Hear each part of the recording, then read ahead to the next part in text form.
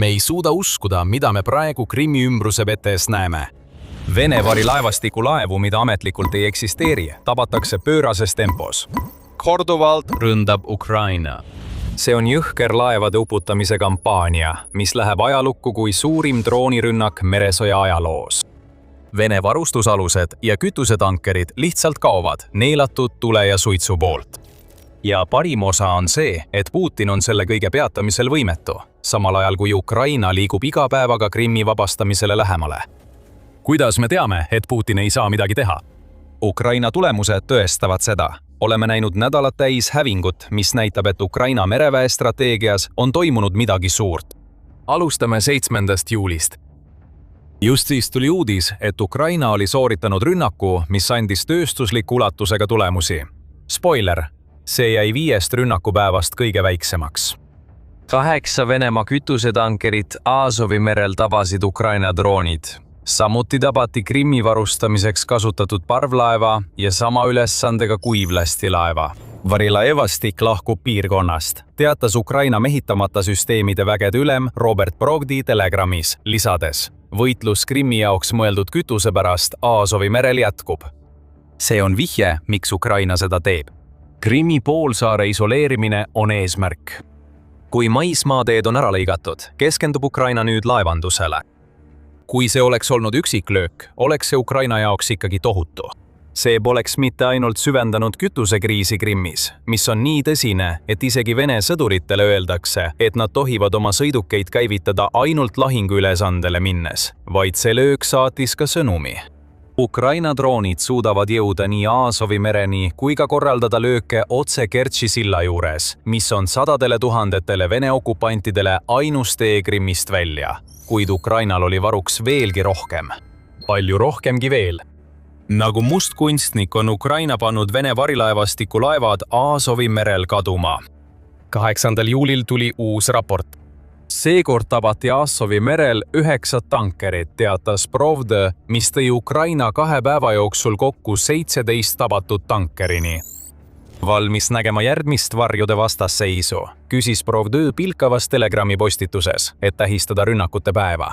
Valmis? Putin näeb seda juba.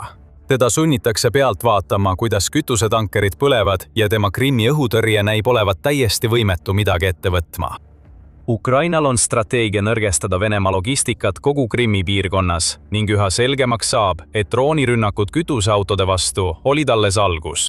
Nüüd on mängus ka tankerid. Venemaa võis sel hetkel loota puhkepäevale. Kui see nii oli, siis Ukraina ei kavatsenud mingit hingetõmbeaega anda. 9. juulil teatas New Voice of Ukraine, et Ukraina korraldas järjekordse ühise rünnaku, mille sihtmärkideks olid seekord 12 Venemaa varilaevastiku naftatankerit, samuti 1 kuivlastilaev ja puksiir. Ausalt öeldes kaotame me juba arvu ära. Ja et Venemaa naftamuresid veelgi suurendada, kasutas Ukraina seda ööd ka selleks, et rünnata Jugrossi naftaterminali Bataiskis, mis asub Venemaa Rostovi oblastis. Terminal on osa Venemaa kütuseekspordiahelast ning varustab kütusega ka Venemaa okupante, kes tegutsevad Ukrainas lõunasuunal. Nii et Ukraina ei ründa ainult varilaevastiku laevu, vaid hävitab ka Venemaa kütuseallika. Kuid ees ootas veel palju rohkem laevu. 10. juuli tõi kaasa järjekordse rünnakute seeria, mis hävitas täielikult varilaevastiku laevad, mis tehniliselt ei tohiks üldse eksisteerida. 10. juulil toimus järjekordne eskalatsioon, kui Ukraina droonid ründasid 13 varilaevastiku laeva. Väikese boonuse korras suundusid need droonid ka Krimmi poolsaarele, kus nad vülitasid välja 5 elektrialajaama, mida Venemaa vajab poolsaare elektrivarustuse tagamiseks. Iga alajaam, mis rivist välja langeb, põhjustab elektrikatkestusi ja ümbersuunamisi. Aga peamine uudis siin on laevad. 10 naftatankerit, 1 parvlaeva, 1 puistlastilaeva ja 1 merepuksiiri tabasid Ukraina droonid. Selleks hetkeks oli selge, et Ukraina oli kavandanud koordineeritud, mitmekihilise ja geniaalse rünnaku. Azovi meri on muutunud surmatsooniks igale laevale, mis julgeb seal seilata. Sama 24 tunni jooksul, mil toimusid 10. juuli Azovi rünnakud, tabasid Ukraina droonid veel 1660 vaenlase sihtmärki ja kõrvaldasid 426 sõdurit. Kõik see on osa kampaaniast, mille sihtmärgiks on teed, sillad ja maanteed, mis viivad Krimmi. Kampaania, mis on sundinud Venemaad vähendama maismaa sõjaliste veoste liiklust 71% võrra Provdõi sõnul. Segaduses ja hämmeldunud Venemaa okupandid pidid lootma või lausa paluma, et tulevihm lõppeks. See ei lõppenud. Ukrainal oli veel üks suur trikk varuks. 11. juulil tabas järjekordne öine rünnakute seeria Aasovi mere piirkonnas. 21 Vene naftatankerit, lisaks 2 kuivlastilaeva, 4 puksiiri ja 1 spetsiaalset alust. Nende varilaevastik kahaneb märgatavalt, ütles Provdi pilkavalt oma Telegrami raportis. No muidugi on. 10 laevu tabavad droonid. Varjus püsinud alused on paljastatud ja nüüd põlevad need. 11. juuli tulekahju on nüüdseks suurim Ukraina poolt läbi viidud meredroonide operatsioon, teatab United 24 Media. Ja lisaboonusena hävitas Ukraina lahkelt veel 53 muud sõjalist sihtmärki üle Krimmi, samal ajal kui 21 tankerilaeva ja mitu muud varilaevastiku alust põlesid Aasovi meres. Ukraina on leidnud Krimmi väljalülitamise lüliti ja on selle nüüd välja lülitanud. Kuidas saaks asi veel hullemaks minna?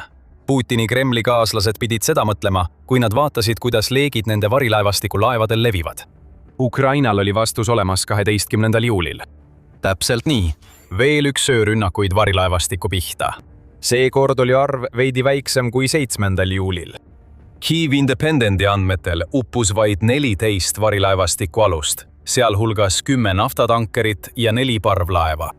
Provdõi sõnul lõpetasid need löögid nädala, mil Ukraina tabas Aasovi merel iga 112 minuti järel 1 Vene alust. Me võiksime öelda, et Venemaa sai lõpuks kergendatult hingata. Me eksiksime ilmselt sellega. Kirjutame seda stsenaariumi 13. juulil ja oleksime valmis kihla vedama, et homme tuleb veelgi rohkem teateid rünnakutest. Ja järgmisel päeval ja veel järgmisel. See on lakkamatu kampaania Krimmi isoleerimiseks ja varilaevastiku purustamiseks. Ja me ei pea isegi ainult Ukraina sõna uskuma selle kohta, mis toimub. On olemas tõendeid lisaks Provdi Telegrami avaldustele. NASA satelliidid, mis jälgivad aktiivseid tulekahjusid ja kuumakohti, on viimastel päevadel näidanud tulekahjusid üle kogu Aasovi mere. Me teame, mis need tulekahjud on. Need on varilaevastiku laevad, mida droonid on tabanud ja mis nüüd põlevad. Maailm teeb suure numbri Iraani poolt Hormuzi väina sulgemisest ja õigustatult. Kuid see, mida me oleme näinud sel juulil, on see, et Ukraina on korraldanud droonirünnakuid, mis ületavad kaugelt kõike, mida Iraan on suutnud teha. Kertši väinast on saanud Vene laevanduse jaoks keeluala. Varilaevastik väheneb ja iga laev, mida Ukraina sihib, asub väga kindlas kohas, mis seostub Ukraina üldise Krimmi isoleerimise strateegiaga. Aasovi meri on ühendatud Musta merega Kertši väina kaudu, mille kohal asub varem mainitud sild. Laevad, mida Ukraina on rünnanud, veavad naftat, teravilja, varustust ja muud Kertši väina kaudu Mustale merele ning sealt edasi kas Krimmi või Ukraina mandriosale või vastupidi. Laevad liiguvad ka läbi Aasovi mere, et pääseda rahvusvahelistesse vetesse. Sisuliselt loob Ukraina siin blokaadi, mis on sarnane sellele, mida näeme Hormuzi väinas, ainult et see on palju plahvatusohtlikum. Ja see blokaad avaldab mõju. Venemaa on sunnitud tegema sammu, mida ta kunagi teha ei tahtnud. Aga enne kui me avalikustame, mis see samm on, tuletame meelde, et te vaatate The Military Show. Sellest tuleb veel palju rohkem, nii et kindlasti vajutage tellimisnuppu, kui meie kanal teile väärtust pakub. Nii et suur samm. Venemaa on sunnitud lõpetama vedude saatmise läbi Dooni Aasovi kanali, mis ühendab Dooni jõe Aasovi merega. See on Venemaa jaoks halb. Riik on üks maailma suurimaid teravilja eksportijaid ja veerand sellest, mida ta müüb, liigub just selle kanali kaudu. Venemaa FSB teatas, et 10. juulil kohaliku aja järgi kell 18:10 ei võeta vastu ühtegi taotlust läbipääsuks Kertši väina kaudu. Puudub teave selle kohta, millal see laevaliikluse peatamine lõpetatakse. Kui peaksime oletama, siis tõenäoliselt lõpetatakse see siis, kui Ukraina droonid ei ründa enam varilaevastiku laevu Aasovi merel. Ei paista, et see niipea juhtuks. Veel rohkem varilaevastiku laevu hakkab põlema. Ukraina Aasovi mere kampaania ütleb meile 3 asja ja ükski neist pole Venemaa jaoks hea, kui ta seisab abitult pealt, kuidas üha rohkem tema varilaevastiku laevu saab kahjustada ja uppub. Esimene on see, mida me just mainisime. Venemaa näib olevat võimetu midagi ette võtma selle suhtes, mida Ukraina teeb. On saanud täiesti selgeks, et Ukraina ei korralda üksikuid rünnakuid varilaevastiku vastu. See on koordineeritud ja mitmepäevane kampaania, mis näib olevat loodud selleks, et varilaevastik Aasovi merest täielikult välja pühkida. Ukraina droonid tulevad mitmest suunast, mis näitab, et Ukraina on saavutanud õhuülekaalu Aasovi mere kohal. Samuti on selge, et Venemaa ei kasuta sõjalaevu oma varilaevastiku laevade saatmiseks sellel veeteel. Nendel laevadel oleksid võinud olla õhutõrjesüsteemid, mis on vajalikud Ukraina droonide allatulistamiseks, kuid neid laevu seal ilmselgelt ei ole. See on tõenäoliselt seotud sellega, et Ukraina on juba hävitanud vähemalt kolmandiku Musta mere laevastikust, mis oleks võinud pakkuda kaitset, näidates meile veel üht kihti Ukraina strateegiast. Kõigepealt sõjalaevad, siis varilaevastiku tankerid. Ja kõige tipuks näib, et Venemaal ei ole Aasovi mere või Kertši väina kohal varajase hoiatuse lennukeid töös. Pole olnud mingeid märke, et Venemaa tõrjuks Ukraina droone mingilgi tõsisel moel, mis viitab sellele, et puuduvad varajase hoiatuse süsteemid, mis annaksid Aasovi mere rannikualadel asuvatele Vene õhutõrjesüsteemidele teada, et droonirünnak on tulemas. Venemaa ei suuda üldse takistada Ukrainat tegemas seda, mida ta teeb. Nädala jagu igapäevaseid lööke tõestab seda. Venemaa mereväe nõrkus Krimmi ümbritsevates vetes on siin paljastatud. Kuid nii palju, kui see fakt paneb Putini ja tema kaaskonda paanikasse, on sellel kõigel ka teine külg, mis näitab täielikku muutust selles, kuidas Ukraina läheneb oma mereväe kampaaniale Venemaa vastu. Midagi on muutunud. Kampaania, mis keskendus kunagi sõjalaevadele, on arenenud. Kõigile, kes on tähele pannud, on see loomulik areng, mida Venemaa oleks pidanud ette nägema. Me juba mainisime Ukraina suurt edukust Musta mere laevastiku vastu. Sõjalaevu, mille Ukraina on juba rivist välja viinud, ei saa asendada. Türgi on selle taganud. See on blokeerinud sõjalaevade liikluse nii Bosporuse kui ka Dardanellide väinas, mis mõlemad suubuvad Musta merre ja mida Türgi kontrollib vastavalt Montreux konventsioonile. Iga kord, kui Venemaa kaotab Musta mere laevastiku laeva, kaotab ta suure osa mereväe jõust, mida Putin vajab Krimmi piirkonnas mõju avaldamiseks. Kõige selle tulemusel on Musta mere laevastik muutunud praktiliselt kasutuks paljudes neis ülesannetes, milleks see on mõeldud. Me näeme seda sõjaliste saatelaevade puudumises varilaevastiku laevade jaoks, mida me mainisime. 26. Juunil teatas UA Pink News, et laevastik ei jäta mitte ainult laevu saatmata. See on sisuliselt radarilt täielikult kadunud. Aruande ajaks polnud ühtegi Venemaa sõjalaeva tuvastatud ei Mustal merel ega Aasovi merel. See ei ole sellepärast, et Venemaa oleks välja mõelnud mingi imelise uue maskeeringu, mis peidab need laevad radarite eest. See on lihtsalt sellepärast, et neid laevu pole seal. Venemaa kardab liiga palju kasutada oma sõjalaevu just nendes meredes, mida need laevad peaksid valitsema, sest ta teab, et Ukraina droonid ja raketid ootavad alati rünnakuks valmis. Ukraina president Volodõmõr Zelenskõi teab, kui rängalt Venemaa on läbi kukkunud. Venemaa on Musta mere kaotanud, kuulutas Zelenskõi 5. juulil. Mitte juhuslikult hakkasid just sel ajal Ukraina droonid ründama varilaevastiku aluseid, mida me näeme Aasovi merel kümnete kaupa pihta saamas. Ukraina kampaania Krimmi ümbruse vetes on arenenud. Kuna Musta merelaevastik pole enam tegur, saab Ukraina keskenduda oma droonidega varilaevastiku kaitsetutele alustele. See areng võib olla ka vastus millelegi, mida Venemaa on püüdnud Aasovi merel teha vahetult enne Ukraina rünnakuid. Kiev Post teatab, et Staboodi mereluure andmed näitasid, et Aasovi merel aktiivset automaatset identifitseerimissüsteemi kasutavate laevade arv vähenes 30. juunist 11. juulini 55% võrra. See süsteem võimaldab kõigil osapooltel laevu tuvastada ning varilaevastiku alused lülitavad selle välja, et neid ei oleks võimalik jälgida. Lühidalt öeldes muutis Venemaa Aasovi mere oma varilaevastiku pelgupaigaks. Ukraina on sellele lõpu teinud. Ja sellega on Ukraina näidanud meile kolmandat asja, mida Ukraina Aasovi mere kampaania meile õpetab. Krimmi isoleerimise kampaaniat on tõhustatud, kuna on alustatud uut faasi Vene varustusteede katkestamiseks. Oleme seda isoleerimisstrateegiat tegevuses näinud juba mitu kuud. See algas teedest, sildadest ja sõidukitest, millele Venemaa tugines kütuse ja varustuse maismaad mööda Krimmi toimetamisel. Maantee RR 280, mis ühendab Venemaad, okupeeritud Lõuna-Ukrainat ja Krimmi, sai sihtmärgiks juba aprillis, kui Ukraina keskmaa ründedroonid jätsid oma jälje, jättes teele sadu põlenud varustusautode vrakke. sellest ajast alates on Ukraina korraldanud mitu rünnakut okupeeritud aladel asuvatele sildadele, mis viivad maismaateedele, mida Venemaa kasutab Krimmi varustamiseks kütuse ja varudega. Tulemuseks on olnud tohutu kütusepuudus, mis vaevab poolsaart ja sunnib inimesi tundide kaupa järjekorras seisma, et saada vaid väike osa normeeritud kütusest. Samuti toimuvad rünnakud Krimmi sees, näiteks rünnakud alajaamadele, mida me varem mainisime.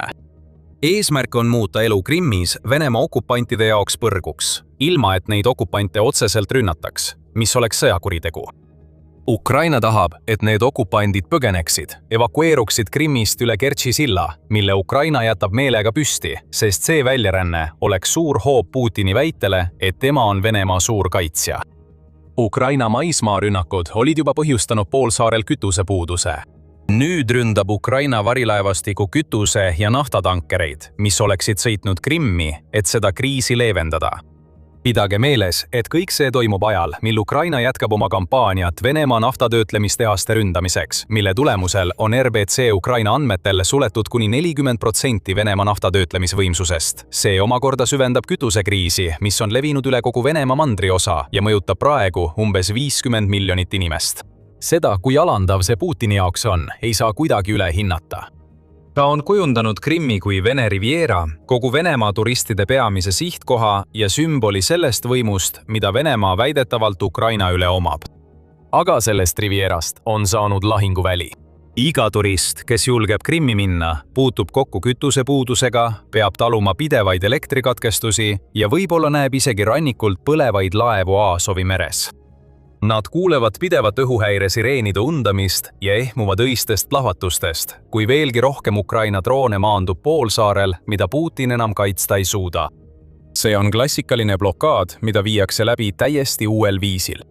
Ukrainal ei ole vaja sõjalaevu vetes ega kontrollpunkte maal, et takistada Vene logistikal Krimmi teenindamast. Tal on vaja vaid droone, sadu neist, ründamaks kõike, mis hoiab Krimmi elus.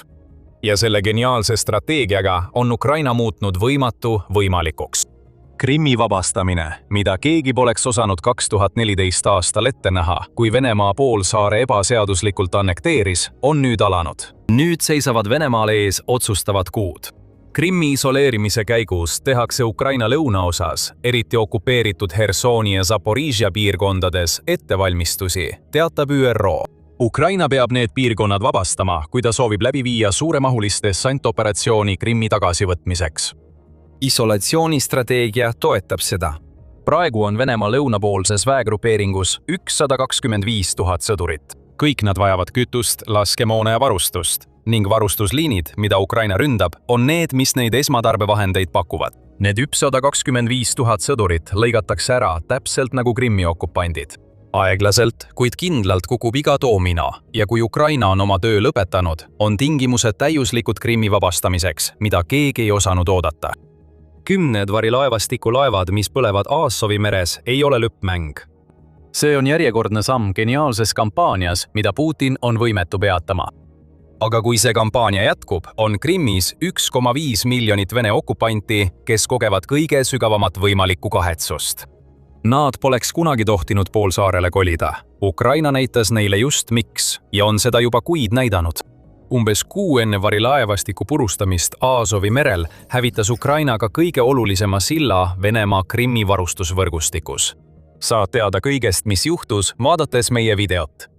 Kui sulle see video meeldis, vajuta telli ja pane märguannete kelluke tööle, et olla kursis The Military Show ja meie jälgimisega Putini Krimmi katastroofi teemal. Ja nagu alati, aitäh vaatamast!